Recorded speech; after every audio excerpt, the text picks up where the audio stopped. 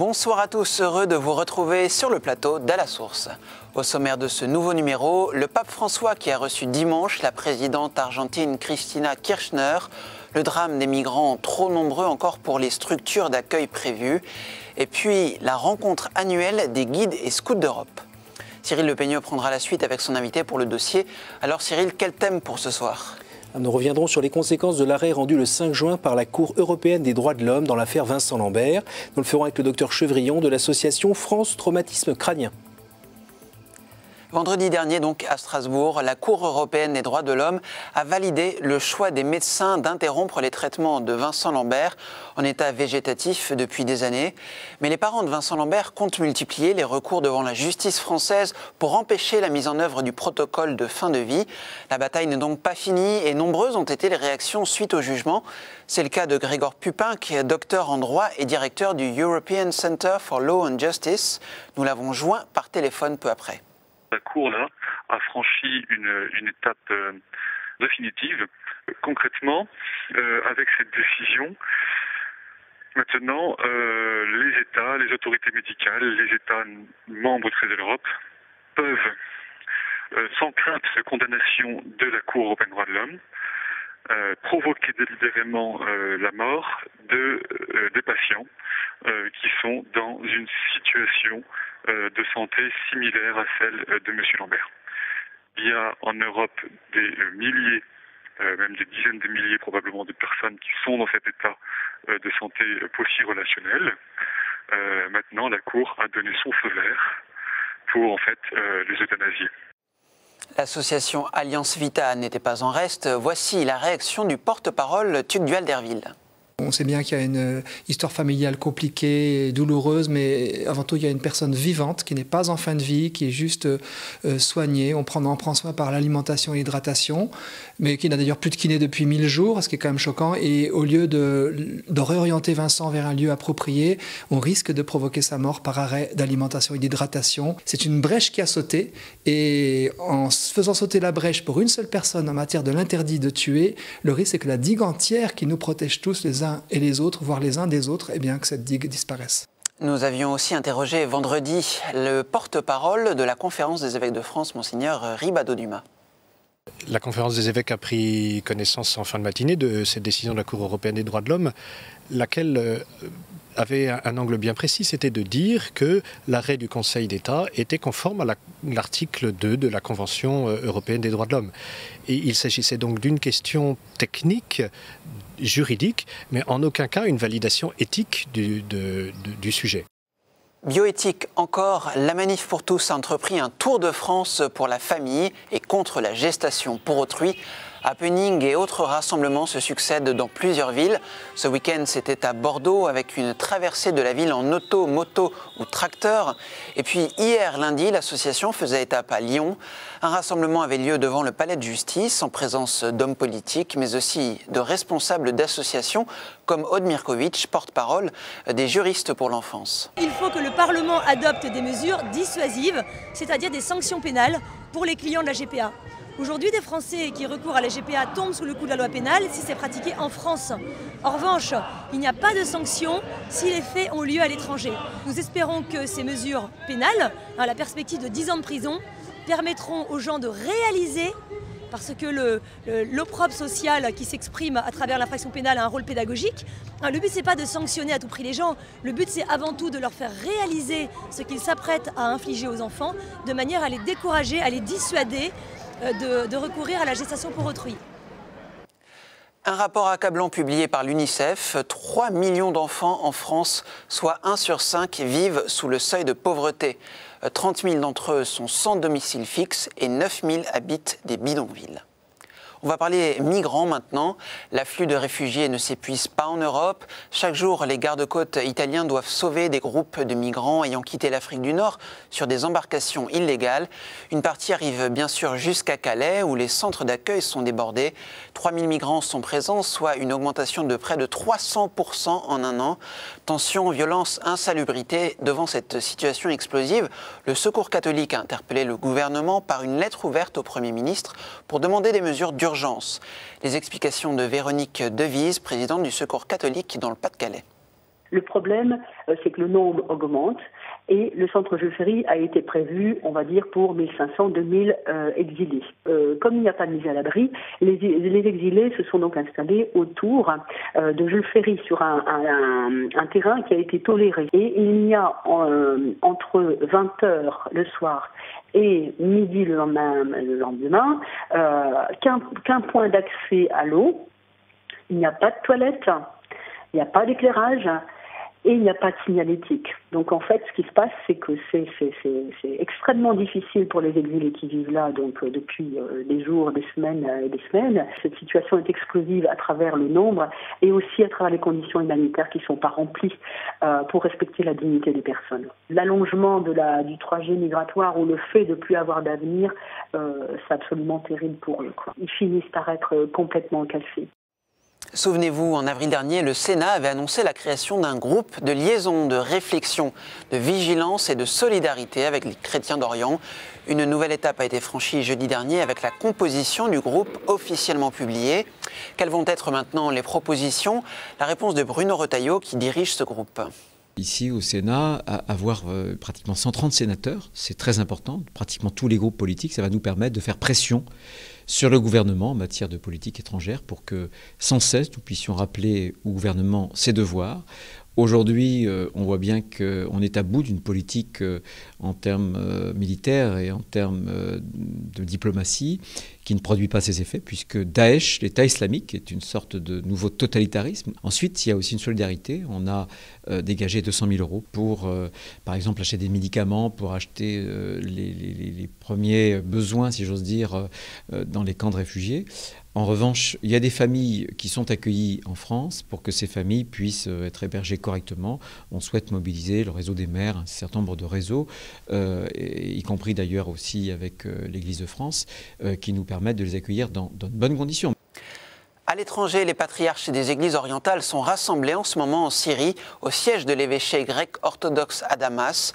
Dans une déclaration, le patriarche Jean X Yazigui a affirmé que les différentes églises orientales entendaient bien ne pas quitter leur terre face aux islamistes.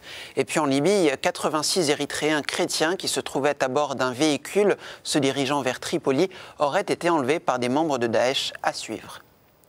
En Afrique, les conférences épiscopales de République démocratique du Congo, Burundi et Rwanda ont annoncé la création d'un institut pour la paix et la réconciliation dans la région des Grands Lacs africains, ouverture prévue en octobre.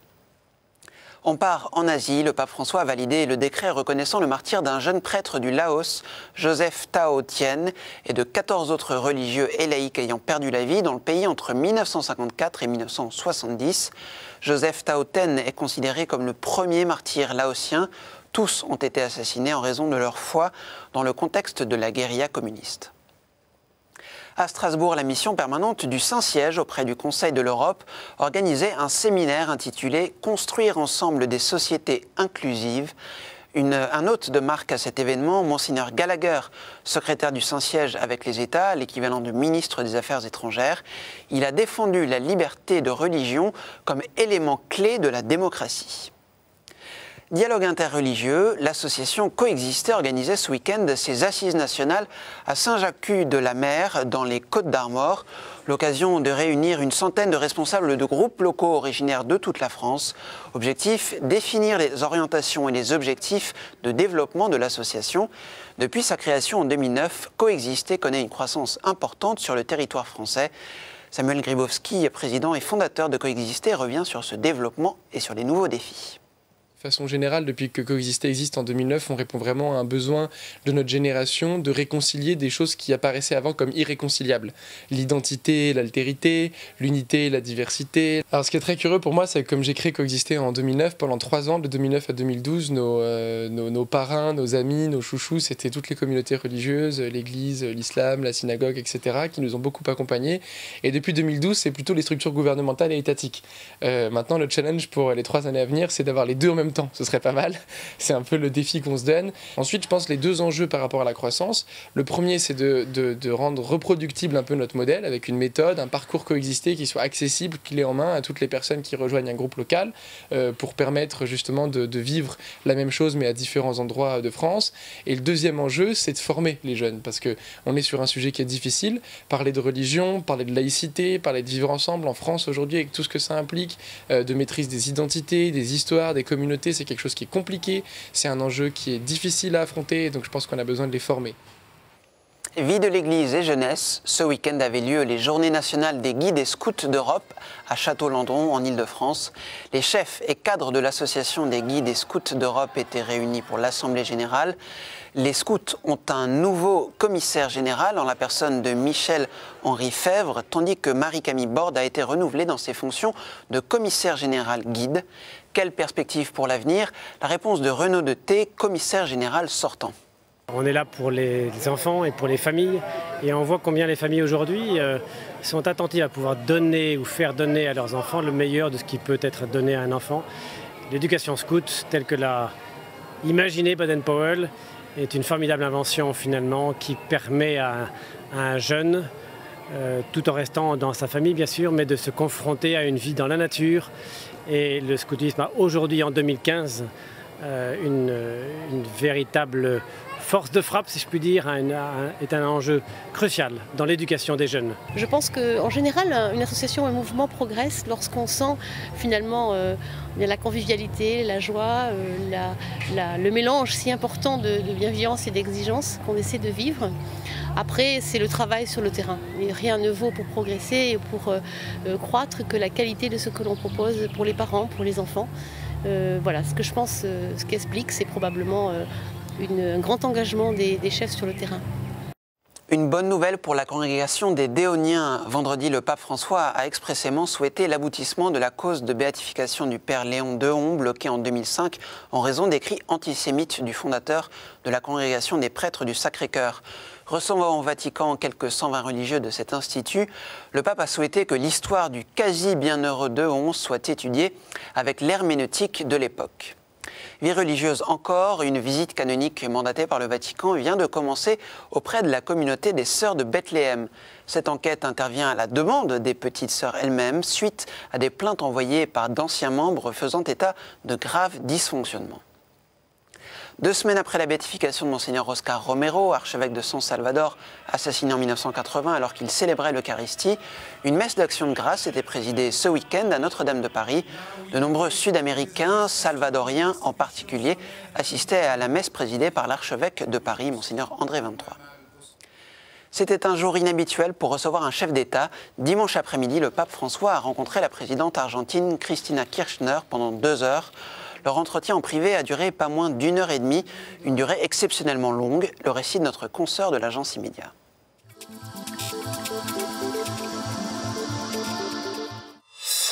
Bonjour, pas de répit pour le pape François. À la veille et au lendemain de son voyage en Bosnie, il a reçu 2 chefs d'État d'Amérique latine au Vatican. Vendredi, c'est la présidente du Chili, Michelle Bachelet, qui a été reçue par le pape dans un contexte légèrement tendu. En effet, la présidente chilienne soutient un projet de réforme qui dépénalise l'avortement sous certaines conditions. Au Chili, cette réforme rencontre une vive opposition, notamment dans les milieux catholiques. Au moment de sa rencontre avec le pape, un collectif chilien avait d'ailleurs organisé un happening place Saint-Pierre pour contester la réforme. Plusieurs femmes vêtues de blanc se sont allongées sur le sol, formant une croix géante. Et puis le pape lui-même n'a pas hésité à aborder le sujet avec Michelle Bachelet. Si nous ne connaissons pas les détails de leur conversation, le Saint-Siège a affirmé qu'il avait été question, je cite, de promotion de la vie humaine.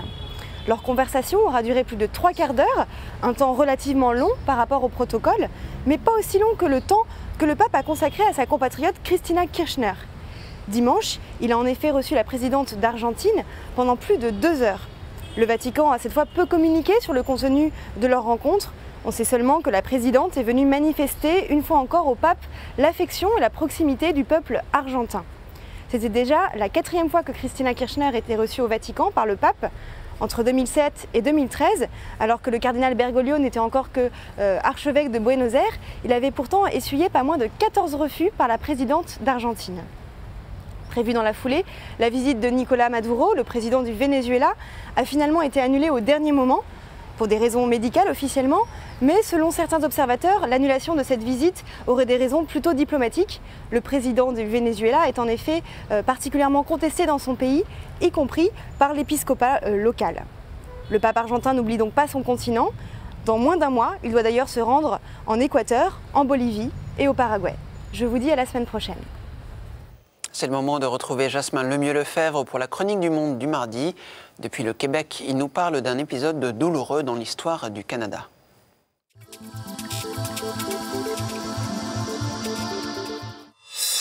Bonjour, sujet plus difficile aujourd'hui, celui de la Commission Vérité et Réconciliation au Canada. Alors depuis 6 ans, il y avait une grande enquête sur les pensionnats autochtones de 1874 à 1996. Imaginez ces 150 000 jeunes Amérindiens qui ont été arrachés à leur famille. Et donc, cette commission s'est terminée la semaine dernière avec la publication de 94 recommandations. La plaie est toujours ouverte entre les peuples autochtones et le Canada. Alors, la cicatrisation se poursuit. C'est avec des commissions comme celle-là qu'elle peut se faire. Je vous montre cette caricature qui a été publiée dans le quotidien Le Soleil de Québec qui montre vraiment cette réalité difficile. On voit un représentant du gouvernement qui est présent parce que oui, c'était le gouvernement qui avait mandaté les églises à faire ce travail. Et il y a des religieuses qui l'ont fait avec toute la bonne volonté, tout plein d'amour, mais ça n'empêche rien que, comme vous le voyez sur la caricature, on parle de génocide culturel, c'est les mots employés par la Commission. Le gouvernement canadien n'a pas employé ce terme-là, on parle d'assimilation forcée. Donc 94 recommandations, dont l'une qui est que le pape François puisse d'ici la prochaine année, exprimer vraiment un pardon, un peu comme Benoît XVI l'avait fait à l'Irlande. Le pape Benoît XVI avait exprimé ses regrets auprès de représentants des Premières Nations et ils avaient été très heureux, les représentants à l'époque, mais une recommandation est d'aller encore plus loin, des excuses officielles. Le premier ministre canadien Stephen Harper rencontre le pape François ce jeudi. Est-ce qu'il en sera question? Alors, on suivra ça de près. Les évêques canadiens ont accueilli le tout vraiment avec humilité. Il y a un désir d'aller plus loin. Alors, ce n'est pas un point final, cette commission-là. On espère qu'un jour, la relation entre les Autochtones et les peuples fondateurs, francophones, anglophones et toute la réalité maintenant de ce tissu social canadien, on puisse poursuivre ensemble ce qui fait le Canada. Voilà, je passe la main à Cyril Lepeigneux pour le dossier. À jeudi.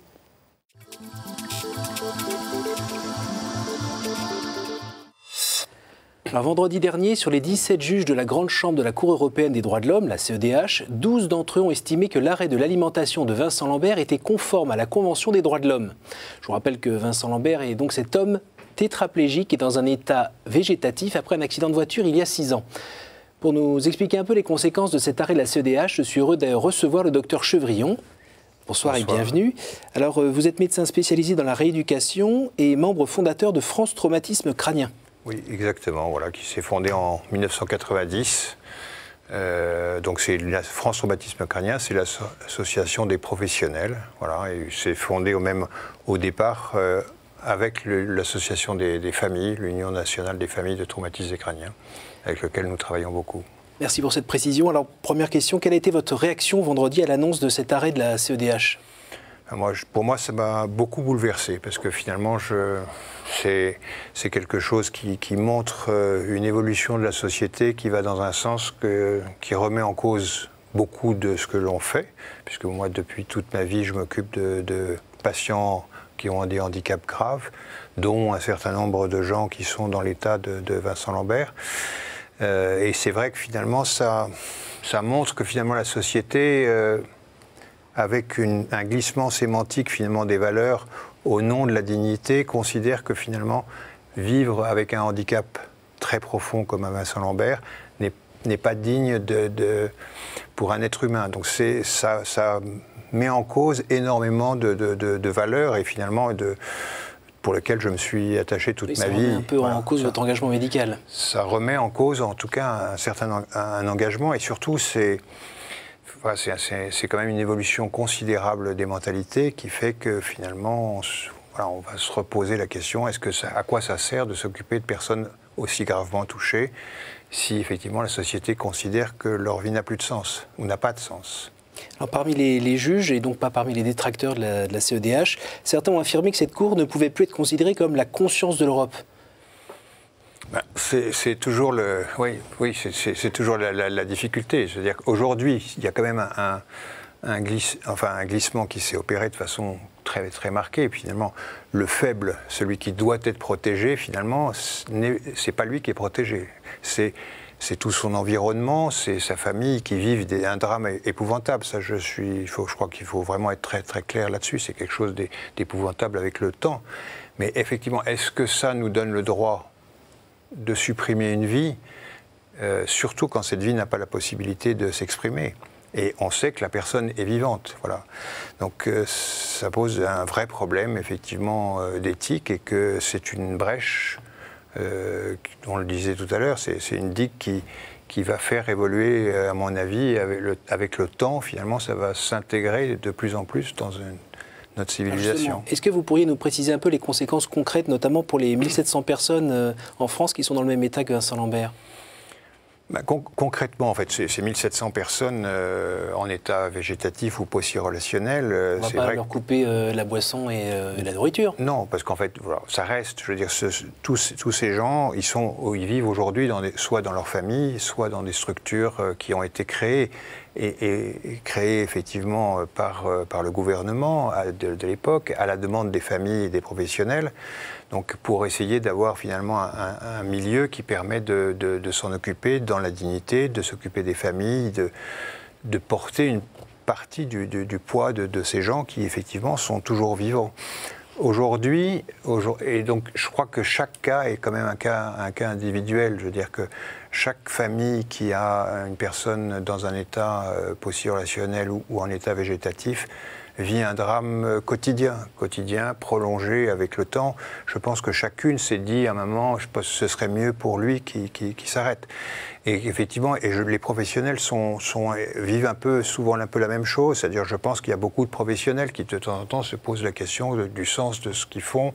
Est-ce que ça a un sens de continuer de prolonger la vie? Parce qu'en fait, on prolonge la vie d'une certaine manière parce qu'on l'alimente. Ils ne sont pas en fin de vie, mais quand même, si on arrête de les nourrir, on les tue et ils meurent. Donc pour moi, sur les conséquences, en fait, ça veut dire que vont se reposer ces questions pour pas mal de professionnels, de familles. Donc ça va redevenir d'actualité, alors que jusqu'à présent, ça ne l'était pas, parce qu'il y avait quand même une protection, puisque la loi l'interdisait. Politiquement, dans la politique d'investissement, vous pensez aussi que ça va changer quelque chose dans justement ces structures qui aident ces personnes à vivre? Je pense pas. Je pense que toutes vont effectivement se poser des questions légitimes, de se dire finalement quel est le sens. Je pense que ça va avoir des conséquences sur l'organisation, c'est-à-dire qu'incontestablement, ces structures, on en a créé pas mal en France, il en manque un certain nombre, parce que très souvent c'est très difficile, on met 1 an, 2 ans, 3 ans pour arriver à aller dans ces structures. Donc dans l'organisation, il est évident qu'il ne va plus y avoir, à mon avis, de nouvelles structures, et que finalement, cet arrêt va pousser, est quelque chose qui a fait avancer les données en disant finalement quand on a un handicap aussi grand, ça n'a pas, c'est pas forcément un sens de vivre, alors que ce sont des gens qui sont vivants. Mais individuellement, ça reste quand même le problème des familles, des proches, de ceux qui vivent ça, des professionnels qui s'en occupent. Et je pense que de temps en temps, régulièrement, il faut qu'on défende ces personnes contre même leurs plus proches et contre les professionnels qui s'en occupent. Là, il y a effectivement quelque chose qui a sauté. Pourquoi ça a sauté et pourquoi maintenant? Ça fait déjà plusieurs années que cette problématique, parce que je pense que notre société a évolué dans son fondement, qu'on supporte de plus en plus mal un handicap très, très important. Si vous interrogez des gens qui vont bien, l'immense majorité va vous dire que si jamais il leur arrive un accident vasculaire, un traumatisme, ils ne veulent surtout pas qu'on les réanime. Mais ceux qui ont été réanimés et ceux qui vivent, si vous les interrogez, ils n'ont surtout pas envie de mourir. Donc c'est vrai que c'est le reflet finalement de l'évolution. Nous, à France Traumatisme Crânien, déjà il y a plusieurs années, on avait organisé un colloque d'éthique à Saint-Étienne, justement en essayant de réfléchir en tant que professionnel, en invitant des familles, sur le fait qu'on savait que probablement on viendrait à nous amener à nous dire que l'arrêt de l'alimentation et l'hydratation, il fallait qu'on le fasse parce qu'effectivement, ça avait déjà été précédé par un premier arrêté du Conseil d'État qui avait reconnu comme soin l'hydratation et l'alimentation.